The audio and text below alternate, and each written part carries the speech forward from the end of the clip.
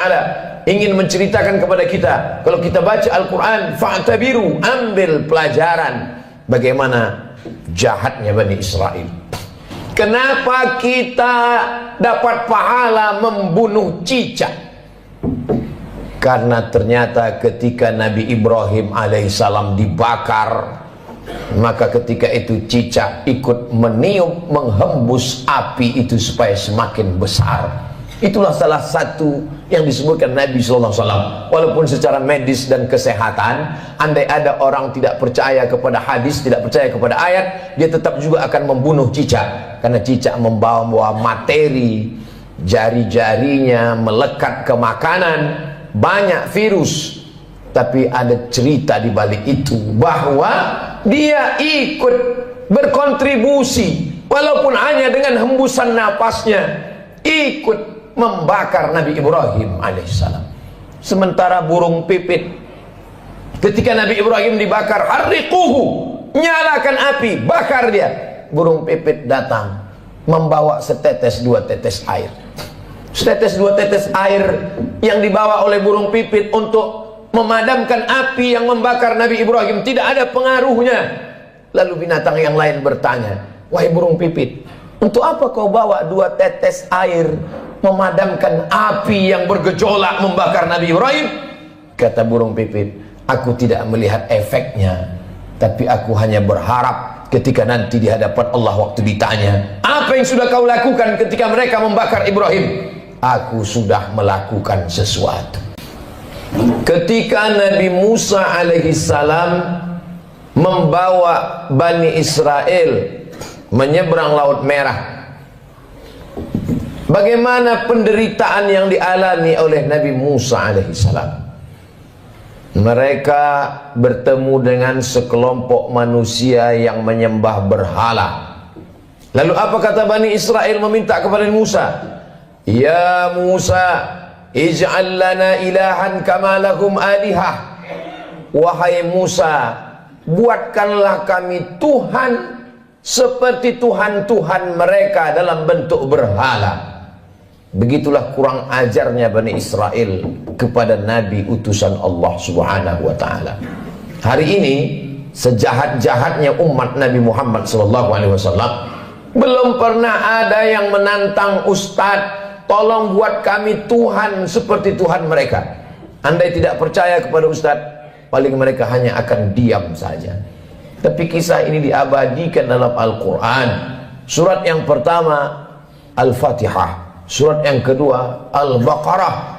Surat Al-Baqarah bercerita tentang perjalanan Nabi Musa alaihissalam bersama dengan Bani Israel. Perjalanan mereka lanjutkan. Lalu apa kata mereka kepada Nabi Musa alaihissalam?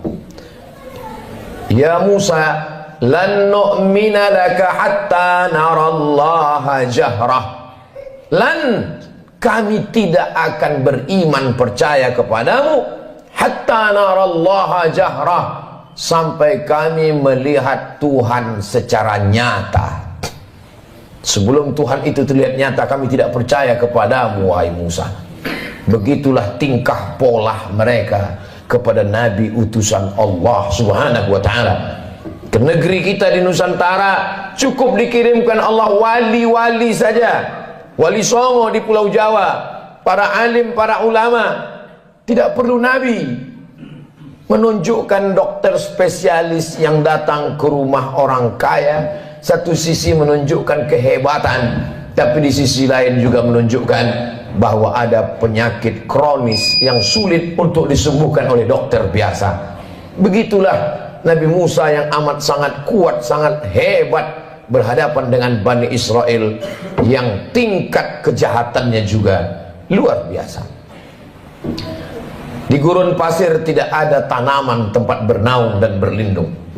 Mereka meminta kepada Nabi Musa alaihissalam, tolonglah engkau berdoa kepada Tuhan wahai Nabi Musa, supaya kami bisa ada naungan dan makanan. Wa dhallalna alaihimul ghamama, kami turunkan awan untuk menaungi mereka. Lihatlah bagaimana doa Nabi Musa terkabul. Kalau melihat tingkah pola Bani Israel, Allah sangat marah. Tapi karena kelembutan Nabi Musa, wa dhallalna alaihimul ghamama, wa anzalna alaihimul manna wassalwa. Kami turunkan makanan yang manis dan yang asin. Yang asin, sebagian ahli tafsir mengatakan panggang burung. Yang manis adalah untuk cuci mulut mereka. Lalu apa permintaan Bani Israel? Kita kalau diberi makanan bersyukur kepada Allah, alhamdulillah. Tapi apa kata Bani Israel? Lan nasbira ala ta'amin wahidin. Kami tidak sabar kalau makanannya cuman ini. Kami minta supaya Tuhanmu menurunkan kepada kami wa fumiha wa adasiha wa basaliha. Kami ingin bawang merah, bawang putih, kacang asal. Betapa kurang ajarnya Bani Israel kepada Nabi Musa alaihissalam. Dikabulkan Allah doa tidak kepanasan, dikirimkan makanan surga, meminta makanan-makanan. Sampai Allah mengatakan, atastabdiluna alladhi huwa adna billadhi huwa khair. Apakah kalian meminta makanan yang lebih rendah kualitasnya, yang busuk dan berbau, padahal kamu sudah diberikan makanan yang terenak dan terlezat?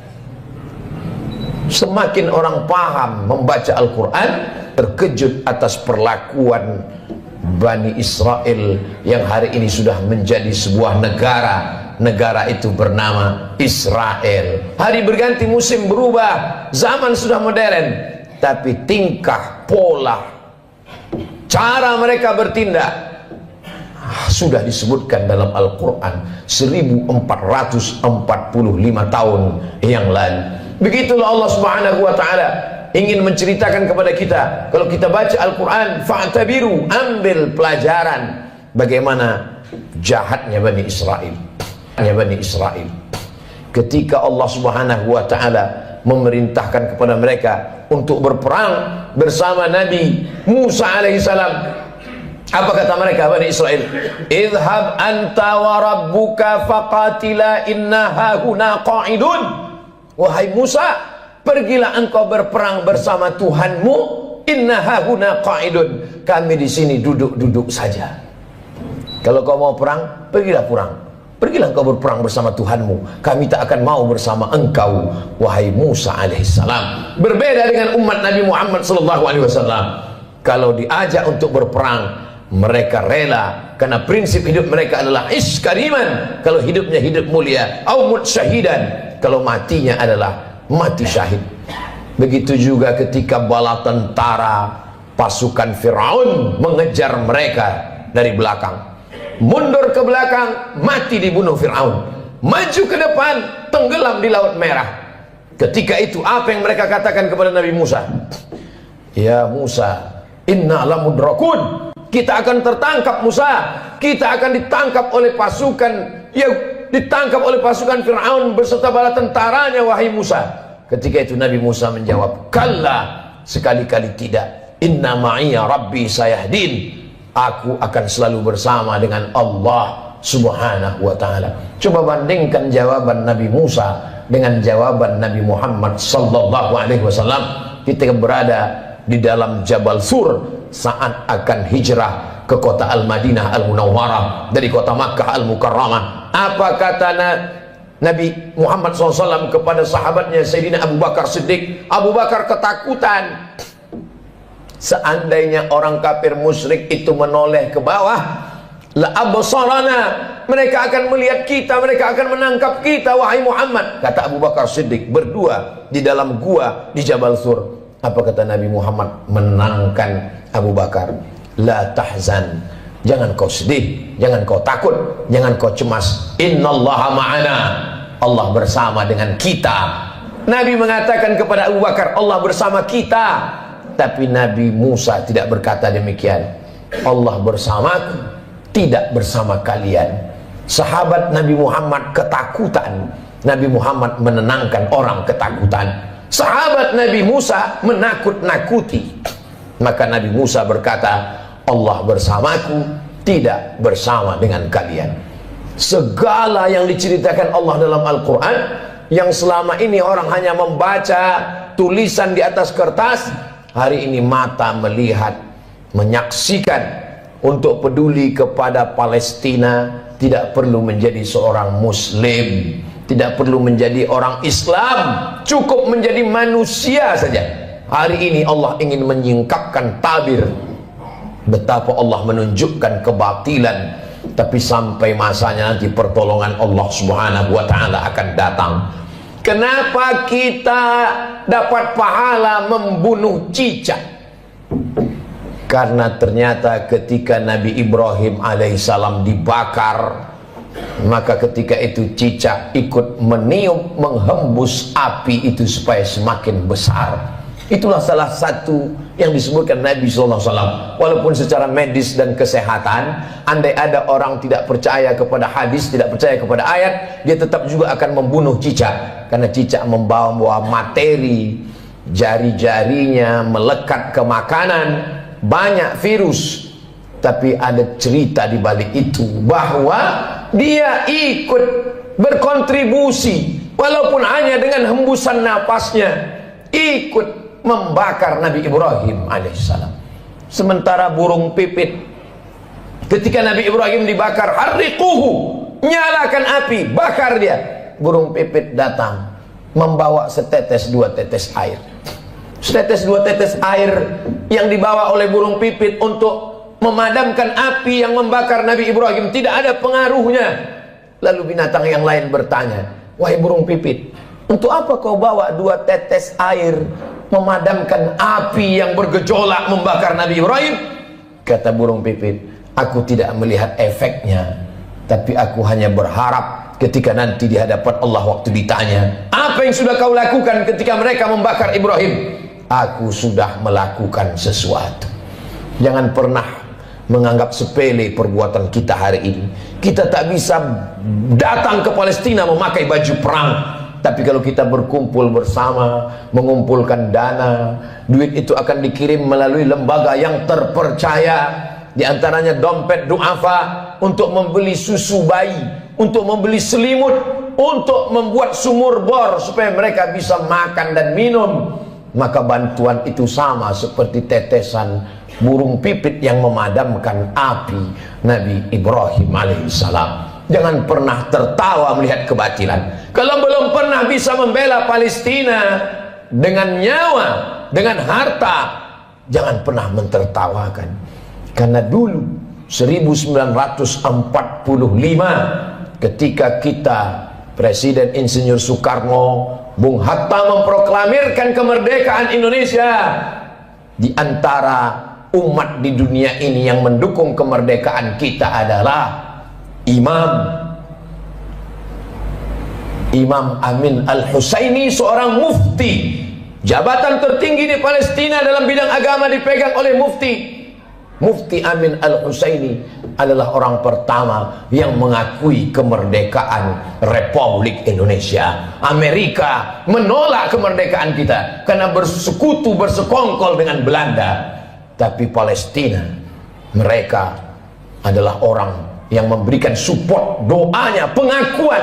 Karena syarat merdeka punya wilayah teritorial, ada pemerintahannya. Jangan lupa, ada syarat untuk menjadi negara merdeka, diakui oleh negara lain. Negara pertama yang mengakui kita adalah Mesir. Mufti pertama yang mengakui kita adalah Mufti Palestina. Ketika itu mereka negara yang merdeka, Palestina sebagai sebuah negara. Saat kita merdeka 1945, Palestina negara merdeka dan mengakui kita sebagai negara. Barulah tahun 1946 orang Israel datang berduyun-duyun dari seluruh negara, merampas, mencabik-cabik, mencaplok wilayah Palestina. Dan sekarang jumlah mereka di sana 5 juta orang berkumpul. Yang awalnya mereka hanyalah pengungsi, mereka tidak punya daratan, mereka tidak punya negara, tapi memang mereka penjajah yang pada akhirnya dunia mereka kuasai. Satu-satunya negara yang tak dapat mereka kuasai adalah Palestina. Dari sejak kita kecil, mata kita menatap televisi tak berwarna. Yasser Arafat memperjuangkan hari berganti musim berubah. Hari ini para pejuang, kalau kita tidak bisa menolong dengan tetesan darah dan nyawa, tidak bisa dengan harta, maka dengan doa panjatkan doa dalam qunut nazilah, mintakan dalam tahajud supaya Allah memberikan pertolongan, karena kita akan diminta tanggung jawab di hadapan Allah Subhanahu wa taala. Man lam yahtam bi amril muslimin, siapa yang tak peduli kepada kondisi saudaranya, falaisa minhum, maka tidak diakui imannya kepada Allah Subhanahu wa taala. La yu'minu ahadukum, tidak sempurna iman kamu, hatta yuhibba li akhi, sampai engkau sayang kepada saudaramu, ma yuhibbu li nafsih, seperti kau sayang pada dirimu sendiri. Kalau ada orang Palestina yang kehilangan anak, istri, hidup sebatang kara, bagaimana kalau itu yang kita alami?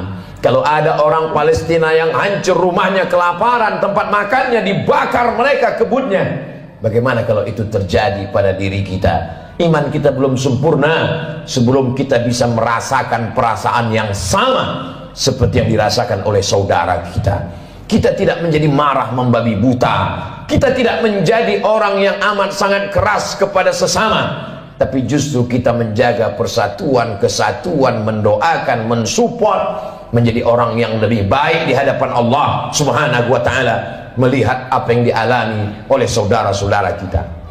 Mereka menangis bukan karena takut kepada Israel. Seorang ibu dikabarkan anaknya meninggal dunia. Lalu beberapa tentara mujahid fisabilillah menyampaikan, anak ibu meninggal dunia, gugur sebagai syahid karena dibunuh tentara Israel. Air matanya menetes, wajahnya haru. Lalu kemudian orang ramai datang memberikan takziah, menyabarkannya. Sabar ibu, anak ibu sudah syahid, jangan menangis. Lalu tak lama dia menjawab, aku menangis bukan karena sedih anakku mati, aku menangis, mengapa yang mati syahid cuma satu? Kenapa dulu aku tidak punya anak banyak dan semuanya mati syahid? Cita-cita anak Palestina yang tertinggi, diadakan survei lembaga internasional, mereka berikan kertas, pertanyaannya, apa cita-citamu wahai anak Palestina? Cita-cita mereka adalah ingin mati syahid. Sejak 1946 Israel datang sampai hari ini 2023. Kenapa mereka tidak pergi ke Amerika, ke Eropa, ke Australia untuk mendapatkan suaka politik? Tak bisakah mereka menempuh jalur darat? Bisa. Kenapa mereka tidak pergi? Mereka ingin mati sebagai syahid dan tidak ingin meninggalkan bumi yang diberkahi, yang disebutkan dalam Al-Quran, subhanalladzi asra bi'abdihi laylan minal masjidil haram ilal masjidil aqsa. Kalau hari ini kita merasa kasihan, sesungguhnya yang lebih layak dikasihani adalah diri kita yang tidak pernah mementingkan agama Allah, yang tidak pernah bercita-cita ingin menjadi syahid. Wa tilkal ayyamu nudawiluha bainan nas, demikianlah hari itu kami tukarkan, kami pergantikan silih berganti. Untuk apa Allah buat ada tahun lalu dan tahun ini? Untuk apa Allah buat ada Jumat yang lalu dan Jumat ini? Liya'lamallahu alladhina amanu, Allah mau melihat siapa yang imannya istiqamah. Wa yattakhidha minkum syuhada, Allah ingin melihat siapa yang mati syahid. Subhanallah, sangat luar biasa tausiah yang disampaikan oleh guru kita Al-Ustaz Abdul Somad. Sahabat beriman yang dimuliakan Allah, tetaplah di channel ini karena kajian ini belum selesai dan masih banyak lagi hal-hal menarik yang akan disampaikan oleh beliau. Tetaplah di channel ini dan mari kita lanjutkan kembali. Selamat mendengarkan. 17 Agustus bukan hanya sekedar mensyukuri nikmat kemerdekaan, tapi juga mengenang mereka yang mati syahid. Tanah yang kita injak adalah tetesan darah para syuhada. Tempat kita berjalan adalah kain kafan mereka yang mati syahid. Negeri ini merdeka karena mereka mati syahid. Siapa yang menyampaikan itu? Yang menyampaikan itu adalah para alim dan ulama. Kalau kita hari ini kasihan, sesungguhnya sisakanlah rasa kasihan pada diri kita sendiri yang belum tentu diterima Allah. Kita semua akan diminta tanggung jawab nanti di hadapan Allah Subhanahu wa taala. Salahuddin Al-Ayyubi, kalau dia ditanya Allah, apa yang sudah kau lakukan wahai Salahuddin? Salahuddin menjawab, aku sudah memerdekakan Palestina. Ditakdirkan Allah kita hidup tahun 2023. Zaman dulu kalau terjadi pembunuhan orang di Nusantara, nenek moyang kita tak tahu apa yang terjadi di Palestina. Beritanya lambat. hari ini, pembunuhan di detik ini, videonya langsung di-share dan kita bisa melihatnya. Kita diminta tanggung jawab di hadapan Allah Subhanahu wa taala. Salat kita, puasa kita, zikir kita. Tapi jangan lupa, kita akan diminta tanggung jawab. Apa peduli kita kepada Masjidil Aqsa, tempat Isra Mi'rajnya Nabi Muhammad sallallahu alaihi wasallam.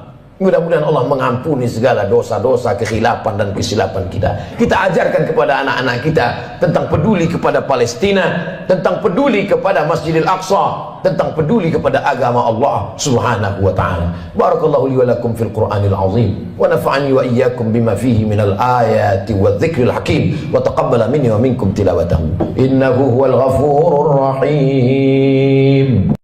Alhamdulillahirrabbilalamin. Demikianlah kajian penuh ilmu, hikmah dan manfaat yang sudah disampaikan oleh guru kita Al-Ustaz Abdul Somad. Sahabat beriman yang dimuliakan Allah, terima kasih banyak sudah menyaksikan atau mendengarkan kajian ini sampai selesai. Doa dan harapan saya semoga sahabat semua selalu diberikan kesehatan, dimudahkan segala urusannya dan dilancarkan rezekinya. Amin ya rabbal alamin. Demikian yang dapat saya bagikan, kurang lebihnya mohon maaf. Sampai bertemu lagi di kajian berikutnya. Wassalamualaikum warahmatullahi wabarakatuh. Setelah kita mendengarkan bersama tausiah yang sangat luar biasa yang sudah disampaikan oleh guru kita Al-Ustaz Abdul Somad, sekarang mari kita lanjutkan aktivitas kita masing-masing. Semoga apa yang sudah beliau sampaikan kepada kita semua menjadi ilmu yang bermanfaat dalam kehidupan kita sehari-hari. Saya ucapkan selamat beraktivitas buat sahabat semua dan sukses selalu. Sampai bertemu lagi di kajian berikutnya.